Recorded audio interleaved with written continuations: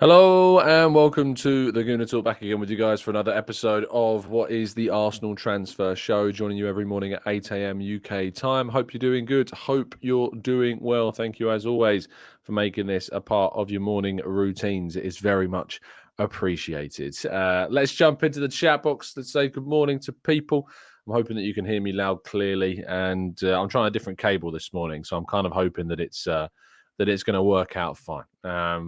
We'll have to wait and see, but I'm hoping that it's gonna work out all good and well. NSW, good morning to you, to Matt G, to Umair, good morning to John, to Kabir, Ty Gunnosaurus, Matt G, Tabani, good morning to Morgie, to Tom, to Red Star, Sweaty Merlo, Harrison, Marcus, Sandman, George. We got Stuart. We've got Morgie, we've got Martin, we've got plenty more of you guys as well. Thank you, as always, for tuning in.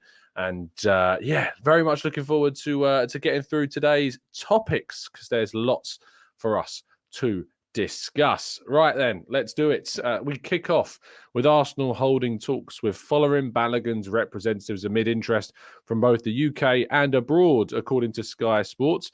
The player, as we know, scored 20 plus goals in and 4 runs last season, who had an amazing campaign, and in the end left Arsenal facing questions, because what do you do with a player that's scoring that much? Because players in that level of goal-scoring form are going for huge amounts of money, and actually players that Arsenal would be interested in signing. And yet it still does not yet seem that Arsenal will indeed be keeping hold of Folarin Balogun. However, things can change very quickly, but it seems at this stage that Arsenal will be looking at potential sale of Folarin Balogun and aiming to get a significant amount of money.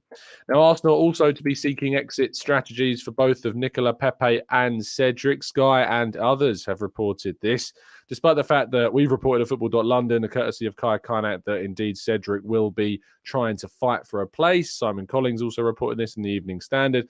It seems that Arsenal aren't interested in that whatsoever. And actually, Cedric, it seems, will be aimed to be moved on if indeed it's possible. He has a year left on his contract. He has a significant wage. It could prove difficult. Same goes to Nicola. Pepe has played 3 games in the league since January. Serious injury problems hampering the end of his campaign. Despite that, he scored 8 goals for Nice last season. Will Arsenal be able to move him on? We're going to have to wait and see on that one as well. Now, Timothy Castagne is said to love the potential of a move to Arsenal, but the Gunners have other priorities, according to Sasha Tavolieri. We spoke to the Belgian football journalist on yesterday's Tactical Breakdown episode covering Timothy Castagne, who has been significantly linked to Arsenal now. So if you want to find out a bit more about Castagne, you want to see how defensively, actually, he's outperforming Ben White in a numerous number of areas. So make sure that you go and check out yesterday's video that's on our Uploads channel if you haven't done so already. But yes, Timothy Castagne, linked with Arsenal, said to be very keen on a potential move to the club. And Sasha gave us all the information in yesterday's show. So I encourage you to check that one out. Now, moving to our headline stories of the day, we kick off with the main one, and that is that Declan Rice, according to Jacob Steinberg of The Guardian, Arsenal are closing in now on this 100 million plus deal to sign the West Ham skipper. It is said that Arsenal, of course, have been doing plenty of things behind the scenes to get this deal done, but the report says Arsenal are close to agreeing a fee with West Ham for Declan Rice and are expected to pay more than £100 million for the midfielder if certain add-ons are achieved. West Ham have accepted that they're going to lose Rice, and Arsenal are ready to make him the most expensive player in their history. A bid is yet to be submitted, but talks between the clubs are progressing smoothly, and there is confidence that the deal will be finalised soon. Arsenal made Rice their top target and will face no issues when it comes to personal terms. They are moving quickly in an effort to ensure the deal goes through without any hitch, and have been keen to pay about $90 million for the 24-year-old. West Ham want as much as possible and have asked for add-ons that would take the fee to more than £100 million.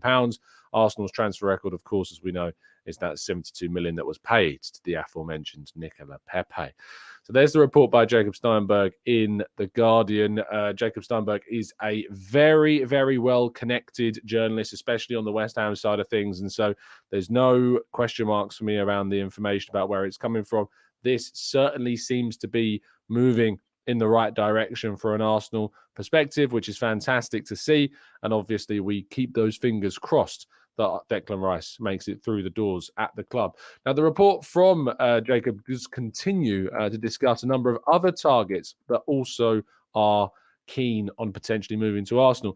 Mikel Arteta is said to be a huge admirer of the England international, Steinberg writes. Arteta believes Rice will be a key to helping Arsenal mount another challenge for the Premier League title, and he's prepared to make space for the midfielder by allowing Granit Xhaka to leave for Bayern Munich. Arsenal were also considering bidding for Brighton midfielder Moises Caicedo, who is also wanted by Chelsea, and are trying to sign Manchester City's Ilkay Gundogan on a free transfer.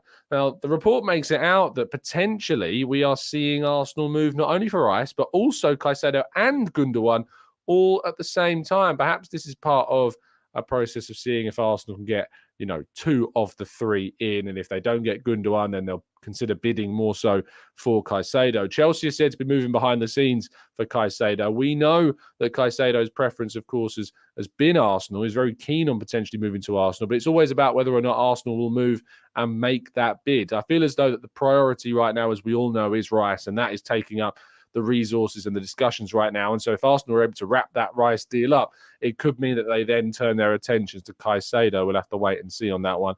But this is all really good news indeed, to see that this is going down and taking place. And I think that Arsenal moving in the right direction to sign their priority target is an amazing piece of business that hopefully will be done by Arsenal very soon.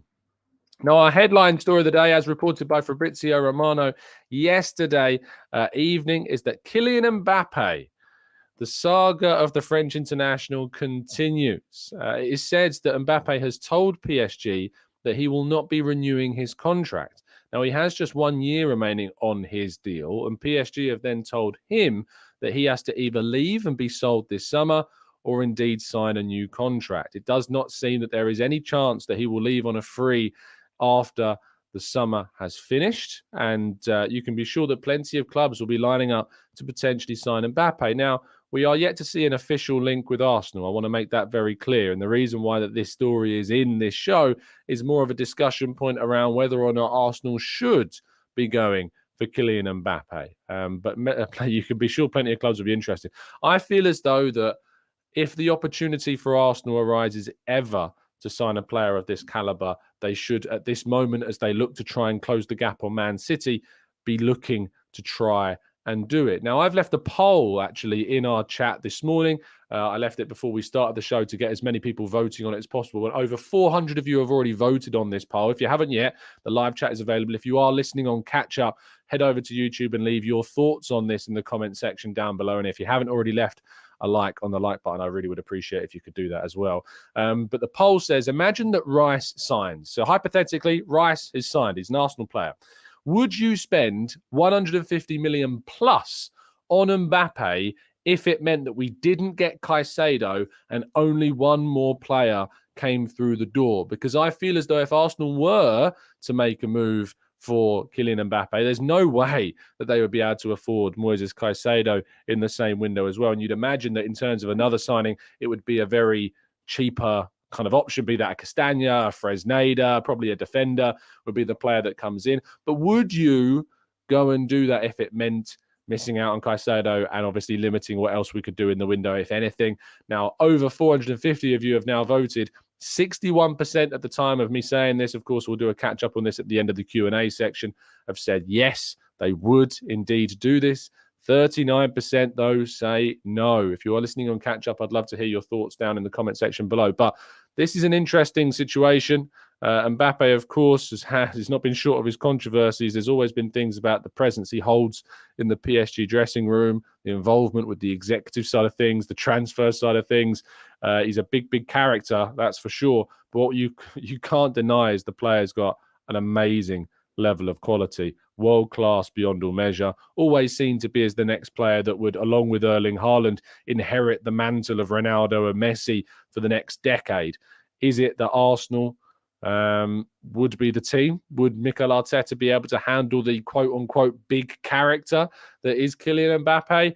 I'll be very interested to see if that was the case. But do let us know your thoughts on whether or not this would be a deal that you would be interested in Arsenal getting involved in. Again, I want to stress we've seen no links regarding Arsenal directly with Mbappe, But with the news that Fabrizio Romano reported yesterday on the fact that he could leave this summer because he does not want to sign a new deal, I did want to put it to you guys to suggest, would you like to see Arsenal in a very strong position in terms of where they are, Champions League football, trying to challenge for a title? Would you be interested in Arsenal moving for Mbappe? I would love to hear your thoughts. Right, let's move to part 2 then and your questions right after this.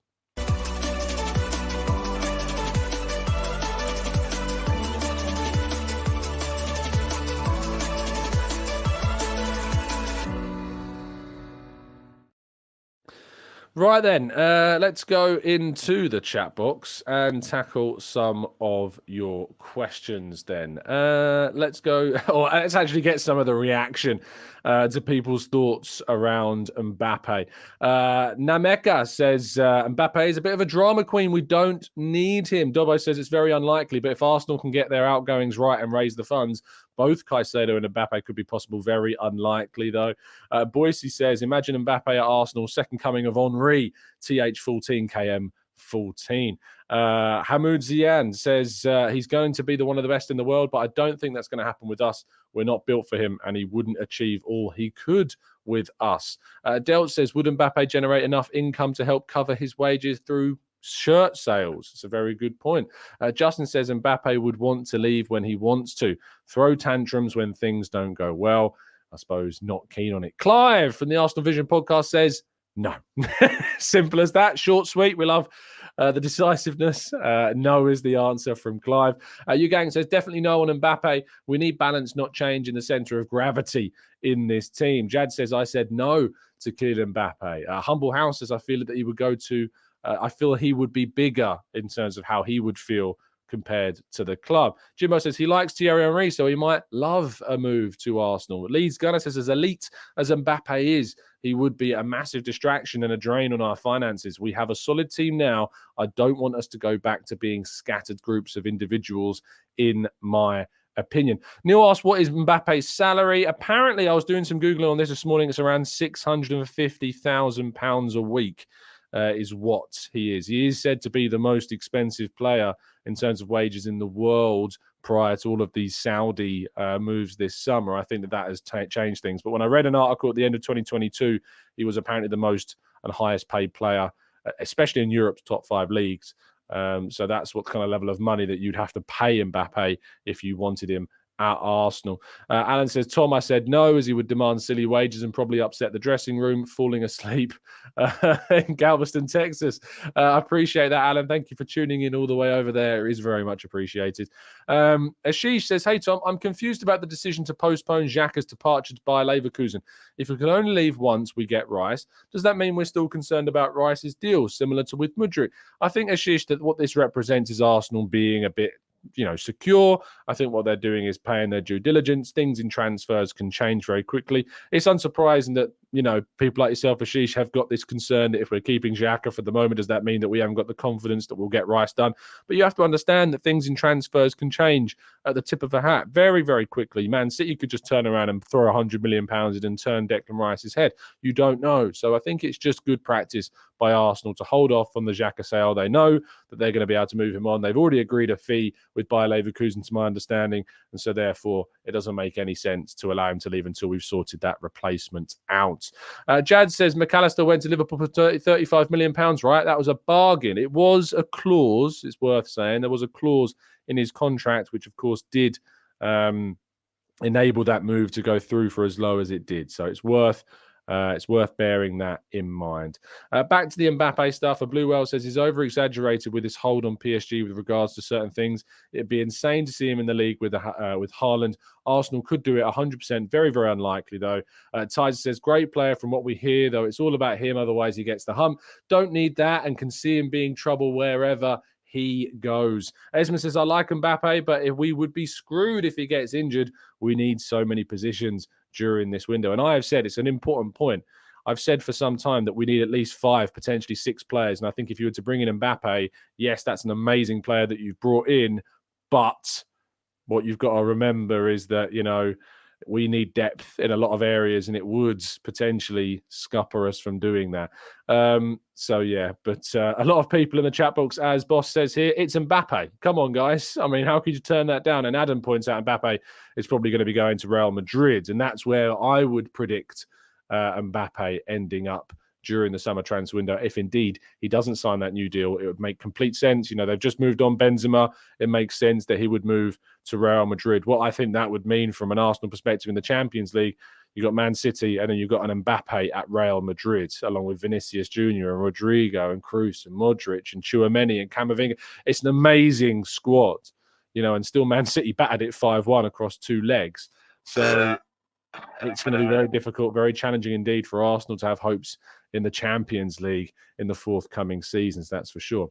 Viraj says, what do you make of Matheus Martinelli as a centre midfielder? He looks very good.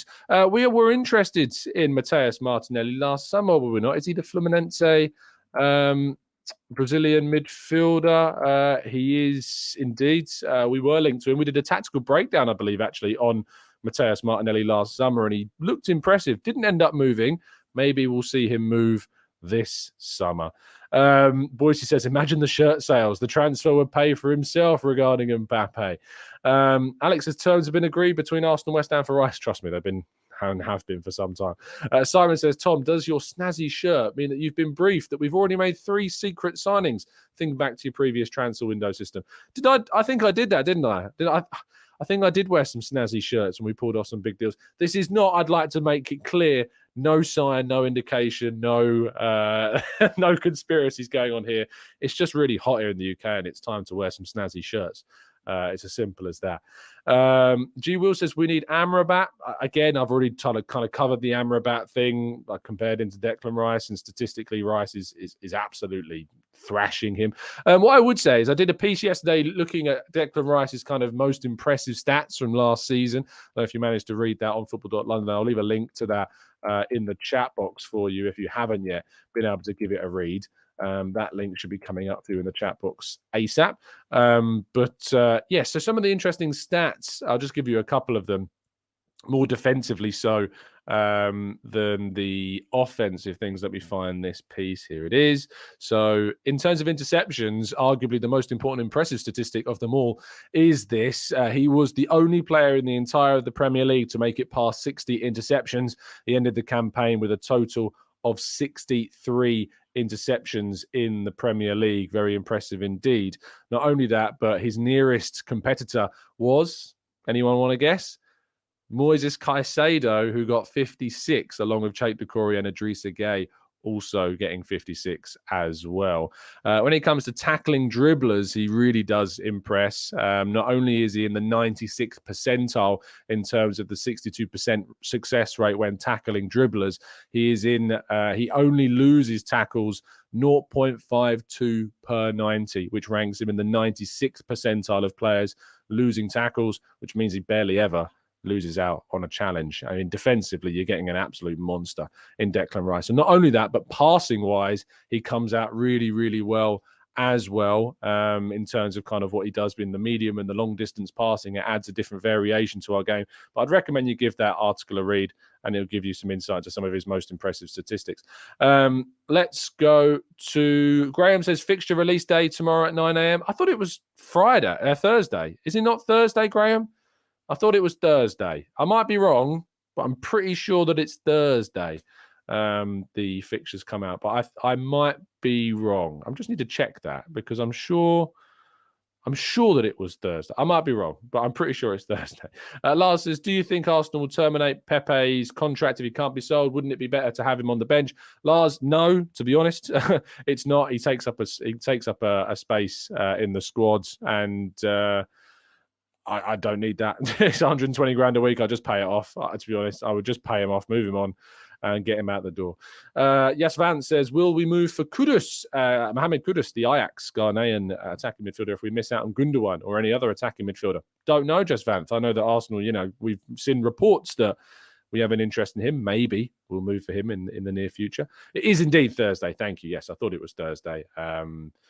Just a heads up, by the way, there'll be no live 8 a.m. show tomorrow because I'm in the office tomorrow in London, so I won't be able to do the live show. However, I am hoping to record a show with Harry this evening that will go out tomorrow morning. So while there won't be a live show, there will be a show going out at 8 a.m. tomorrow. Me and Harry will be talking about all of our transfer targets, so don't you worry. I'll be bringing you some content so you're not missing out on anything dropping at 8 a.m.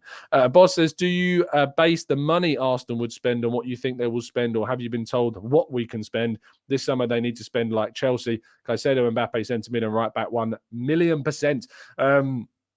Let me make this clear if I haven't already. I think I've said this a number of times. No one knows the Arsenal budget. No one knows how much Arsenal have to spend. It is the one thing I will guarantee you beyond all measure that the only person and people that know how much Arsenal are willing to spend are those people that are spending it, i.e. the owners, i.e. Edu, i.e. Arteta. They are the people that will know how much Arsenal are capable of spending this summer.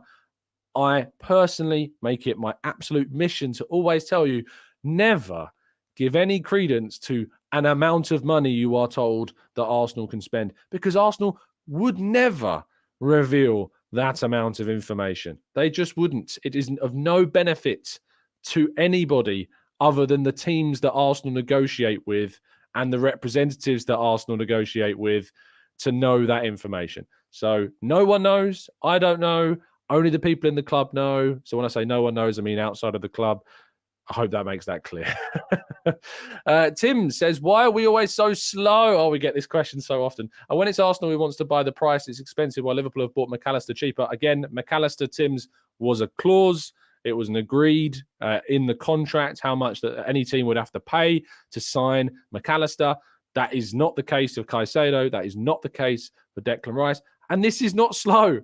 Arsenal are putting in a 100 million bid, is what we are being told by Jacob Steinberg and The Guardian. That is expected to be agreed. You know, that is they're closing in on this 100 million pound deal. The window's not open. The window hasn't opened, and we are close to agreeing a potential record-breaking deal. Tell me, that's not slow. That is not slow at all. So we really need to stop with this whole rhetoric of Arsenal being slow, because they're not. Fuad says, Tom, did you see Stan Kroenke talk at the trophy ceremony? It's so awkward. Give it a watch when you have a chance. Yes. Was it the Nuggets that won yesterday? Massive congratulations to them, another Kroenke team. As Nexus says, Tom, we've now seen that Kroenke's teams in the US have become successful.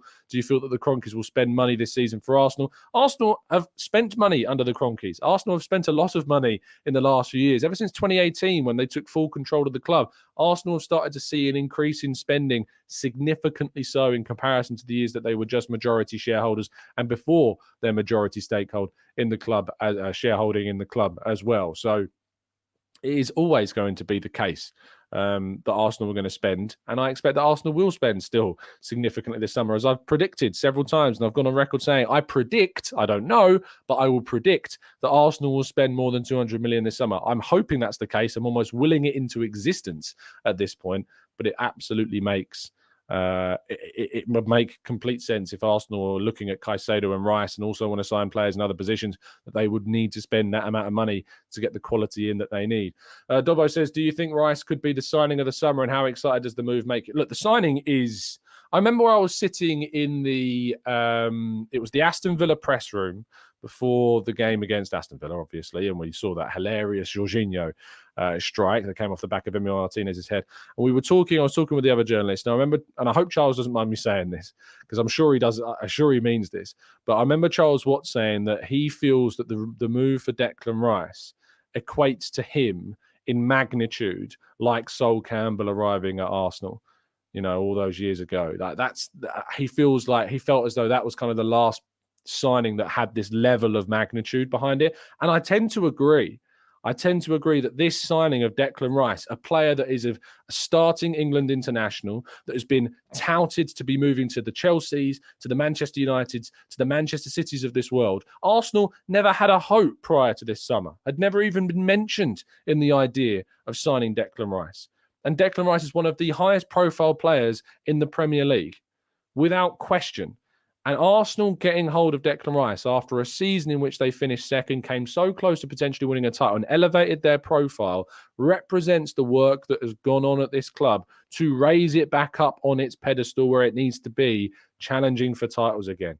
This is a huge deal, a massive deal. And yes, Russ, I agree. Mesut Ozil was a big, big deal for Arsenal back in 2013, and it represented a period of spending restrictiveness over an Arsenal then moving for high-profile players. But trust me, moving for potentially a future England captain, a future potential Arsenal captain. We say a potential future Arsenal captain because it would need Martin Odegaard to move on. But you look at Declan Rice and you can really see the leadership in him for the England national team. You can see the leadership that he brings being the West Ham captain into the Arsenal team. It is a humongous deal if Arsenal can get it done. Do not underestimate how powerful this deal can be for us. Lewis says, to be fair, Charles said that on his own channel. It was a great take. There you go. So he did say it. I was worried for a minute that he'd not said it elsewhere. But yeah, I remember him saying it before the Aston Villa game. And I'm glad that he's also pointed out on his channel and Lewis remembers. Let's go to William says, Tom, should it be spelled as Ricedo or Ricedo?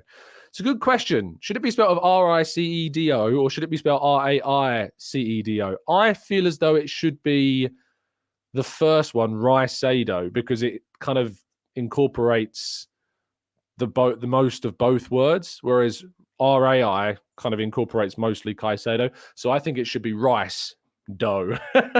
Ricedo. I think that's what it should be. With R-I-C-E-D-O would be my preferred spelling of how you do it, because it's Rice and then Sado from Caicedo. So yeah, I think it should be that. Let me have a quick check on our poll. If you've not yet voted on our poll in the live chat, make sure that you do. Very interested to see what you think. Imagine that Rice signs. Would you spend £150 million plus on Mbappe if it cost us the signing of Caicedo and meant just one more deal this summer? 60% of you have said yes, you would. 40% of you have said no. So there you go. Rice Gundogan, says Akmal. Yes, Rice and Ilkay Gundogan. Look, I think if Arsenal were able to bring in two of Gundogan, Rice and Caicedo, that's an amazing bit of work by Arsenal this summer. So let's keep our fingers crossed that Arsenal can get at least two of those three through the door. Granddaddy Gooner says, yesterday the club announced Tommy, Elneny and Zinchenko were all fit for pre-season. Did they announce it? I'm pretty sure Kaya Kanak of Football London did the article. I don't know if the club announced it, but I know Kaya did the article on it. Elneny, Zinchenko, Tomiyasu were all going to be fit for pre-season, but not Saliba. Haven't got any news on him. 6 minutes behind, so I don't know if you've answered it yet. Paul, I haven't answered it yet. We haven't got any information about the return of Saliba as of yet. He is away on holiday at the moment, so he's not in this process of getting like rehab unless he's doing it behind the scenes. We're hopeful. Arteta said he was hopeful. I remember at the end of the season that Saliba would be back and ready for pre-season. But until we hear from Arteta and until we see the players back at the start of next month, the players are due to return to London Colney at the start of next month. Let's wait and see. But we're hopeful that Saliba will indeed return very soon. Zineni and Elchenko, says Captain A. We're just combining names now. Is that what we're doing? We're just combining names. So yeah, that makes sense. Ben Nick says, Tom, question. It seems like the Caicedo transfer is looking a lot like the Mudryk saga, with his agent asking for a significant remuneration. I think there are differences between the two deals. Ironically, I think there's actually kind of a mirror of it, a flipped mirror of it in the case of Mudryk being so prolonged target of Arsenal, whereas Chelsea look like they're the team at the moment that are doing more of the talking with Caicedo. And yet I just get the feeling that, Arsenal are kind of just waiting at the moment. They're doing their work with Rice. They're getting that deal as close to done as they can. And if indeed Brighton were to accept a bid by Chelsea, it would be interesting to see if Arsenal matched whatever bid Chelsea put in. Because, if they accept Chelsea's bid, surely they would accept the same bid from Arsenal. And then it would be down to Caicedo to choose. If you think about what happened with Mudryk, Arsenal went so far, and it seemed as though Arsenal were closing in. There were all those reports saying Arsenal were very close to agreeing that figure. And then as soon as Chelsea kind of learned that, they sent that delegation out to Ukraine. They spoke to, maybe it wasn't Ukraine, maybe it was actually Poland, I think it was at the time. They sent that delegation out to Poland, discussed it with the Shakhtar Chiefs, and eventually, agreed a fee and a different kind of breakdown of bonuses and stuff that were more realistic. They thought, ironic that they thought it was more realistic when Arsenal ended up finished second and Chelsea finished 12th. Unlucky Shakhtar. I feel as though there is something to be said about Arsenal being a bit patient, I think, with Caicedo, and they're just kind of doing their work with Rice. They know that Caicedo is a player that likes them, that there is a player that would be willing to move to Arsenal. I've said that numerous times, that Caicedo would be, very open to moving to Arsenal. He really likes the club. He likes the project, all of that stuff. Nothing I haven't said already. But I think that when it comes down to the Chelsea side of things, I think Arsenal might be being patient. So let's just wait and see with Caicedo. We just need to focus on getting Rice done. That has to be the priority. He's by far, the player that I think transforms the midfield for us. So let's see. Leeds guy says, Tom, are you still doing some running? I am doing running to the best of my ability, playing plenty of golf as well. But yes, I am getting back into the running. The problem with running right now is that it's so hot. It's so unbelievably hot here in the UK at the moment. I'm hoping for it to change and become a little bit cooler. But I'm not going to get my hopes up in that regard. I feel like a sneeze is coming. Oh. It was indeed. Managed to catch it on the mute button though, so there you go. Let's go to Langa. Says, hey Tom, the Leeds goalkeeper, Ilham Meslier, would be an excellent backup for Ramsdale.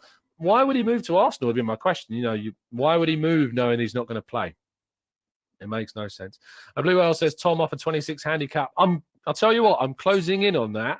I've only been playing for 6 months, so I don't feel like that's too bad. I was kind of working out my handicap using putting in scores of my rounds and stuff, and it came up at 30, and that was about 2-3 months ago. Now,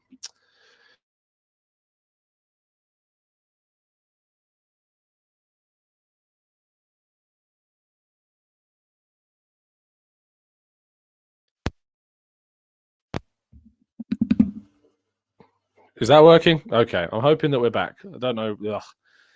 So I've used a different lead, right? You can probably tell this is white cable here, but it's like an old lead that I found elsewhere. It might be that the problem is elsewhere. It might be to do with the driver in the laptop. In which case, we'll try that around. We'll try and change that. Sorry about that, guys. I'll have to edit that out of the audio pods. But yeah, where was I? What was I talking about? I feel like if I start again.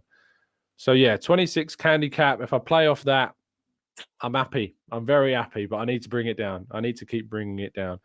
Adam says, set up a mic wire fund. I need to improve that. I need to improve it might be the microphone, in which case there's problems, because it should not be already failing after this amount of time. Anyway, we've been going on for more than half an hour. Thank you so much for your time. As always on the show, it is very much appreciated, everyone that tunes in. Before you go, please do drop a like on the video. It would be very much appreciated. Do indeed check out our tactical breakdown of Timothy Castagne that we had yesterday. If you haven't yet watched that, I'd give it a massive recommendation. Not that I'm biased in any way to you watching our content, but please do go and check out the show. It would be very much appreciated if you did indeed do that. Thank you so much. Let's end things there. Have a fantastic day. Stay safe, stay well, and I will catch you on the next one. And as always, up the Arsenal.